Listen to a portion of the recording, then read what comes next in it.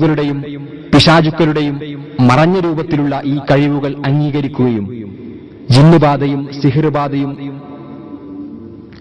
സത്യമാണെന്ന് പുറത്തു പറയുകയും ചെയ്തതോടെ 8 പതിറ്റാണ്ടുകാലം മുജാഹിദ് പ്രസ്ഥാനം സുന്നികളെ മുശ്രിക്കുകളാക്കി കൊണ്ടുനടന്നിരുന്ന തൗഹീദ് തെറ്റായിരുന്നുവെന്ന് പരസ്യമായി പ്രഖ്യാപിക്കാൻ മൗലവിമാർ നിർബന്ധിതരായി.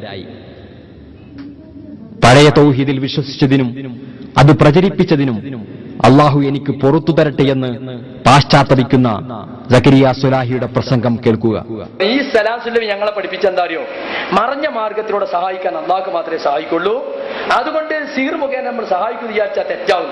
ഞാനൊക്കെ കുറെ കാലം വിശ്വസിച്ച് പ്രസംഗിച്ചിറങ്ങിയിരുന്നു. അള്ളാഹു എനിക്ക് പുറത്തു തരട്ടെ. ഞാനിപ്പോ പ്രാർത്ഥിക്കുകയാണ്, ഇയാളെ കെണിയിൽ ഇസ്ലാഹി പ്രസ്ഥാനം രക്ഷപ്പെട്ടല്ലോ. ചിന്തിക്കുക, സച്ചരിതരായ മുൻഗാമികളുടെ സൽപാതകളിൽ നിന്ന് സമൂഹത്തെ പുറകോട്ട് വലിച്ച് ഒഴുകിയെത്തുന്ന ദീനാറുകൾക്കും ഡോളറുകൾക്കും ഒപ്പിച്ച് ദിനേന വിശ്വാസങ്ങളിൽ പോലും തിരിമറികൾ നടത്തിക്കൊണ്ട് അസ്തഗ്ഫിറുള്ളയുടെ മേമ്പൊടികൾ ചേർത്ത് വാചക കസർത്തുകൾ നടത്തുന്ന പുരോഹിത മൗലവിമാർ. ഇവരുടെ പ്രസംഗങ്ങൾ കേട്ട് ജീവിച്ചു മരിച്ചു പോകുന്ന പാവം ജനങ്ങളുടെ പരലോകസ്ഥിതി എന്തായിരിക്കും? അദൃശ്യം, മറഞ്ഞ മാർഗം, അഭൗതികം, കാര്യകാരണ ബന്ധങ്ങൾക്ക് അതീതം തുടങ്ങി സുന്നികളെ മുശ്രിക്കുകളാക്കാൻ വേണ്ടി മൗലവിമാർ ഉപയോഗിച്ചിരുന്ന സംജ്ഞകൾക്കെല്ലാം പുത്തൻ വ്യാഖ്യാനങ്ങൾ ചമക്കുകയാണ് സക്കരിയുടെ നേതൃത്വത്തിലുള്ള സലഫി ടോൺ.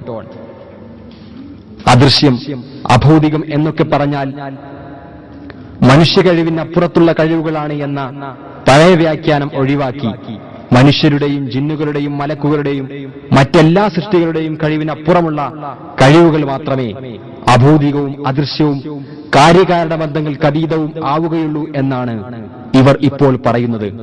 2007 ഫെബ്രുവരി 16 വിചിന്തനം കാണുക.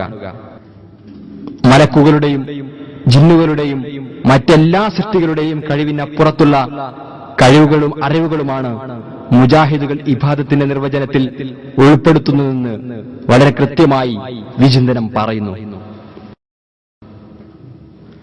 2007 മാർച്ച് മാസം ഇസ്ലാഹ് കാണുക.